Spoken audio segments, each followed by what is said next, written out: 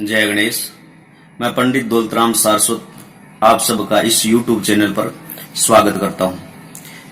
मैं आपके सामने आज लेकर आया हूं त्रिक भाव से संबंधित कुछ सूत्र।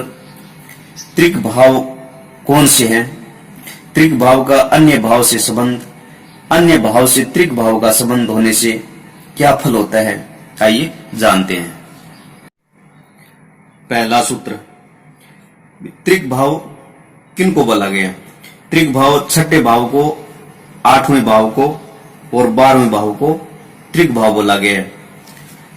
त्रिकेश अपने भाव में बैठे हो, स्वगृह होकर बैठे हो या उच्च की ओर होकर बैठे हो तो शुभ फल देते हैं, और त्रिकेश अन्य भाव में कहीं भी जाकर बैठ जाए तो वो अशुभ फल देते हैं, हानि करते हैं।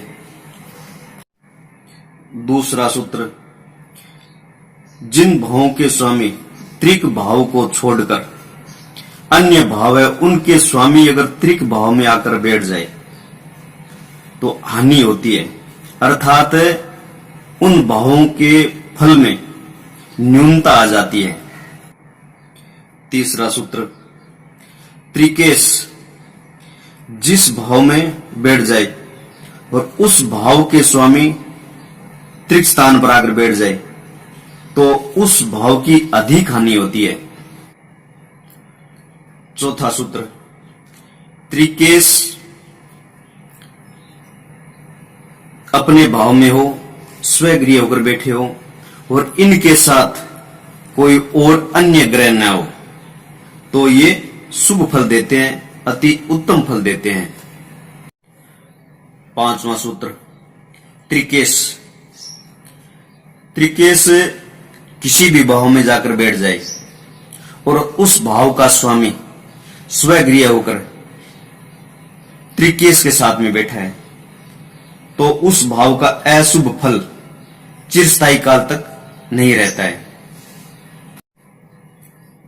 छठा सूत्र, त्रिकेश जिस भाव में जाकर बैठ गया हो उस भाव पर उस भाव के मालिक की दृष्टि पड़ रही हो तो उस भाव का फल, शुभ फल स्थायी रूप से नहीं रहता है, ज्यादा समय तक नहीं रह पाता है। सातवां सूत्र, मंगल शुक्र शनि इनको त्रिकेश होने का दोष कम लगता है अगर ये लगन और त्रिकोण से संबंध रखते हो तो। पहले अपन लेते हैं जो भूमिपुत्र मंगल को, और मेघ लगन की कुंडली हो, अष्टम भाव में मंगल बैठा है तो मेघ वृष मिथुन कर्क सिंह कन्या तुला वृश्चिक, ये आ गया वृश्चिक, तो ये लग्नेश भी हो गया और त्रिकेश भी हो गया, इसलिए इस मंगल को दोष नहीं लगेगा। अगर वृश्चिक लगन की कुंडली है और छठे भाव में मंगल बैठा है तो इनको दोष नहीं लगेगा, क्योंकि वृश्चिक धनु मकर कुंभ मीन मेघ त्रिकेश भी हो गया, मंगल त्रिकेश भी हो गया और लग्नेश भी हो गया इसको, इसलिए इसको त्रिकेश का दोष नहीं लगेगा। अब अपन लेते हैं शुक्र देव को, तो शुक्र अगर वृष लगन की कुंडली है, वृष मिथुन कर्क सिंह कन्या तुला, अगर यहां पे शुक्र बैठा है तो त्रिकेश का दोष नहीं लगेगा, क्योंकि ये लग्नेश भी हो गया।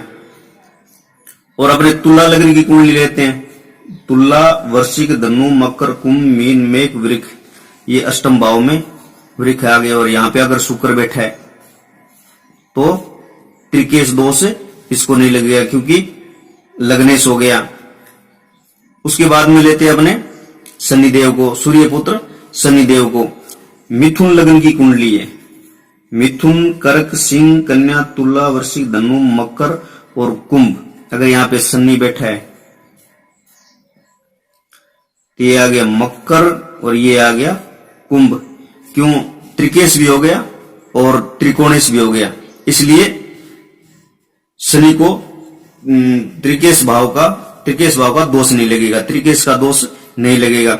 अब अपन लेते कन्या लगन की कुंडली, तो कन्या, तुला, वृश्चिक, धनु, मकर और ये आ गया कुंभ, ये आ गया मकर और ये आ गया कुंभ। अगर शनि या षष्ठम भाव में बैठा है तो त्रिकेश दोष नहीं लगेगा, क्योंकि त्रिकोण भाव का भी मालिक हो गया।